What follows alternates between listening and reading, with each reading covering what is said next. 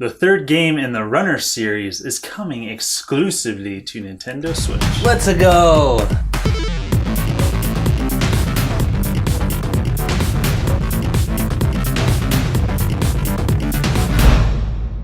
Welcome to the new set, everybody. Yes. Simeon got evicted and thrown out on the streets, so we found this nice basement in the homeless lounge. Yes. We're at the mission. We're communing with people, and we got them all to be quiet. They're watching behind the camera right now. You guys are doing a great job. I don't know why that guy always picks his nose. Well, that's all he does. That's his thing. So we're talking about Runner3, which is an interesting thing because we had the Bit.Trip series. Yes. And Bit.Trip Runner was one of those. Right, and the most successful one of them. Yes, and so from that, it was an offshoot, and that offshoot has become more successful than the original series that it came from. Yeah, so they made Runner2, Bit.Trip presents Runner2 Future Legend of Rhythm Alien. And it was not 8-bit anymore. It was all 3D and everything, voice acted by Charles Martinet. He's returning, by the way. I did not know that. Really? I didn't. Charles Martinet what do you call it? He acts as himself. He's like, really? Welcome everybody, I'm Charles Martinet, and this is blah, blah, blah. He doesn't sound like Mario at all, but it's just kind of a fun fact. They are big Nintendo fans, or else they wouldn't be paying him the big bucks to do that. No. So, yeah. Now, I find it interesting that they've made this progression because now it looks absolutely beautiful. The only thing I knew really about the second game is that there was a Slender Man cameo. That's the only thing there was? know. Yeah. Oh. He's like in the background of one of the stages. You can see him. That's like, funny. Yeah.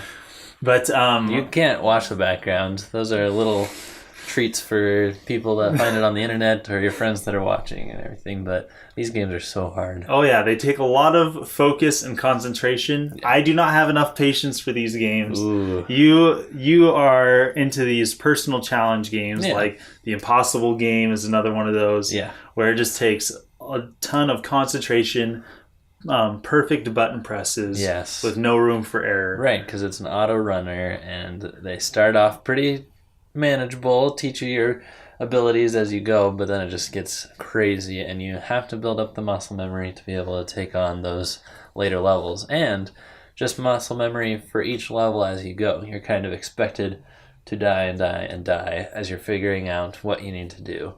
And they did this a little bit before Shovel Knight did. The whole checkpoint optional concept where you can either run through the checkpoint or you get more points if you jump over it. So that's crazy. Yeah. That is craziness. And it's basically, I mean, I almost think of it as a rhythm game because, well, first of all, you have to time your presses perfectly each time. Yes. And then each time you jump over something, it adds something to the background music. Yep. And you got a beat going and it sounds beautiful and it looks beautiful as you go. Yeah. So you mentioned this was a Switch exclusive. It is. They used to have a larger development team and do all these ports and be a multi-platform company. But then they thought that the money they're spending on hiring all these people and for development kits and getting all the other platforms didn't really give them the return on investment that they needed. So they really trimmed down their team, and they're just a really small handful of developers now making games only for Nintendo because that's where they perform the best. So it's coming to Switch only, but they actually started working on this game before they had a Switch dev kit. And what do you know, Simeon? They got it up and running on the Switch in one day after receiving it. So it was just a computer game before, and then bam, there it is on the Switch. That had to have been an easy switch. That's terrible. No, I will not laugh. So one thing that confused me when I first saw this trailer is that one of the rating warnings is use of alcohol and tobacco. Yeah. What in the world is that? And then there's that creepy, weird guy that's on the elevator. Do you know that story? Yeah, he's just like looking over there like he's about to die or something. That really cracked me up. It's so bizarre. But why? I don't know the alcohol and the tobacco thing, but I do know that they have very off-the-wall senses of humor. And they have just the characters are kind of nasty. Like there's Hamburger Man with legs and Reverse Merman where he's a fish head with a human body and stuff like that. So That's bizarre. I don't know. I wouldn't be surprised if there was like a cigarette character. Oh, I'm sure along. with the bottle of booze running after him. I don't know. But this game does look beautiful, and I noticed each stage looks different and has different angles. Oh yeah, and different speeds, because it looked like in one it was very flat looking and he was going real slow. Yep. Those are probably the earlier levels, I'm guessing. Yeah.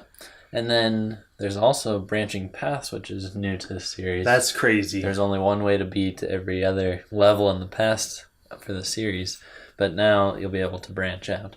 Also, let's talk about the retro levels, because these are little special areas you can find, enter into, and they're hard. Well, in this game, the retro levels are different because Commander Video, his main character, can wander freely. He can go in all 4 directions, so it's not auto-running when you get to these challenges. And then that's crazy. The developers said it's truly like a game within a game, so you're kind of getting 2 games for the price of 1.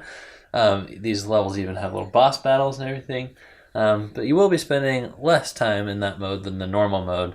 There is some kind of time limit imposed. We don't know exactly what that does yet, but yeah, they're meant to be little diversions, but fully featured at the same time. So that's cool. This is crazy, and I'm sure that the different camera angles, because I noticed like sometimes it was straight on, like I said, sometimes it was like to the back. Mm-hmm. That's gonna make it probably more difficult to play. I know, which is saying something for an already difficult game. But yep. I know you like a challenge. Are you excited for this? I'm very excited.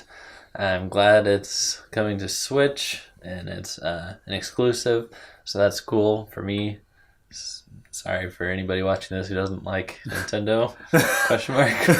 But yeah, well, no, I'm sure it's going to be great. If you guys want to follow updates about this game, look up Choice Provisions. They used to be Gaijin Games, but you won't find them there anymore.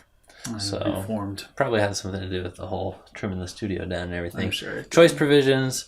Follow them and be excited for Runner3, which is coming out before too long, sometime this year. Be stoked.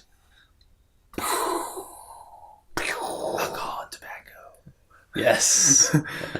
For children. Yes. Thanks for watching, and thanks for being a part of the crew. Don't forget to like this video, give us a thumbs up, because every thumbs up that we get helps us bring you guys more content every single day of the week. Yeah. Give us a thumbs up because we're making videos. Yeah. Even though Simeon got thrown out onto the streets. Yes. We're doing this homeless, guys. Right. See you guys next time. Signing out.